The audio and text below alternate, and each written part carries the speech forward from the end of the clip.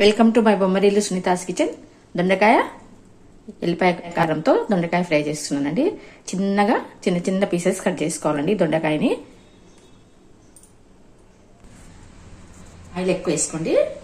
తర్వాత దొండకాయలు లేటుగా వేగుతాయండి, అందుకు కొద్దిగా ఆయిల్ ఎక్కువ వేసుకుంటే తొందరగా అవుతాయి.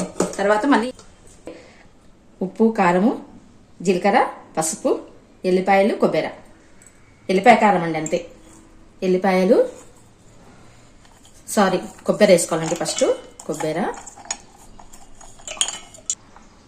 ఉప్పు, కారము, పసుపు, జీలకర్ర అండి. ఇవన్నీ మిక్స్కి వేసుకొచ్చినాక నూనె కాగే వరకు వేసుకొస్తాం.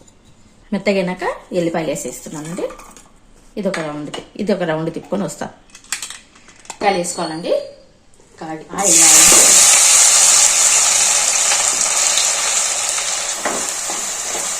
కలపాలండి.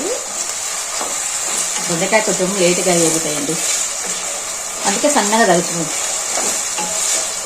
కొంచెం సన్నగా తలుపుకుంటే మనకి తొందరగా వేగిపోతాయి. ఆయిల్ కూడా కొద్దిగా ఎక్కువ వేసుకొని చేసుకుంటే, ఆయిల్ ఎక్కువ వేసుకుంటే టేస్ట్ ఉంటుందండి దొండకాయ కర్రీ. నూనెలో బాగా వేగితే అదొక టేస్ట్ ఉంటుందండి, బాగుంటుంది దొండకాయ. ఒకసారి కలుపుతూనే ఉండాలంటే, ఎందుకంటే దీని సీడ్స్ ఉంటాయి కదా, విత్తనాలు అతుక్కుపోతాయి అన్నమాట పెన్నానికి. అందుకే ఎక్కువ ఉన్నామంటే ఆ సీడ్స్ అన్ని అంటుకుంటాయండి పెన్నానికి. చూడండి, రోస్ట్ అయ్యే కొద్ది కూడా స్మెల్ కూడా మంచిగా వస్తుంది. స్మెల్ని బట్టి తర్వాత టేస్ట్ కూడా బాగుంటుంది. మధ్యలో ఇట్లా కలుపుతూ ఉండాలండి. కలుపుకుంటేనే అవి సీడ్స్ అంటుకోవు. కలుపుతానండి అంతే. కలపాలా, వదిలిపెట్టాలి. ఇంకా కొంచెం మెత్తగానే తీయాలండి. కొంచెం మంది ఎక్కువ వేయించితే కూడా నార అయిపోతాయి. వేడి కదా, తీయాలంటే భయం అవుతుంది. కొంచెం చల్లగైనాక అనుకోండి. ఆయిల్ అంతా సెంటర్లో వస్తుందండి. ఈ వేడిది ఎండకు తీయలేకపోతున్నా. సెంటర్లో పెట్టేస్తానండి కారం. ఇట్లా సెంటర్లో పెడితే మగ్గుతుంది బాగా. కొంచెం మగ్గాలండి కారం.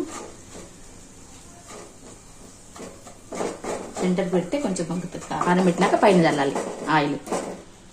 అట్లా వేడి నూనెలో పెట్టినామంటే మాడిపోతుంది.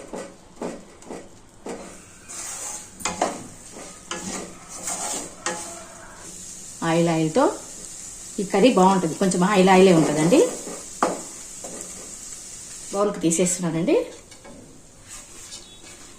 మగ్గిపోయింది బాగా. అయిపోయిందండి కర్రీ. ఇట్లా మెత్తగా చేసుకోవాలి. ఎల్లిపాయ కారంతో కొబ్బరి, ఎల్లిపాయలు, ఉప్పు, కారం, జీలకర్ర అన్నీ వేసి చేసుకోవాలి. అన్నంలోకి, చపాతీలోకి, రొట్టెలోకి చాలా బాగుంటుందండి. ఎందుకంటే మెత్తగా ఉంటుంది. రోస్ట్కి మాత్రం చేయకూడదండి. దొండకాయ నార అయిపోతుంది. Thank you for watching. Like, share, subscribe. Bye అండి.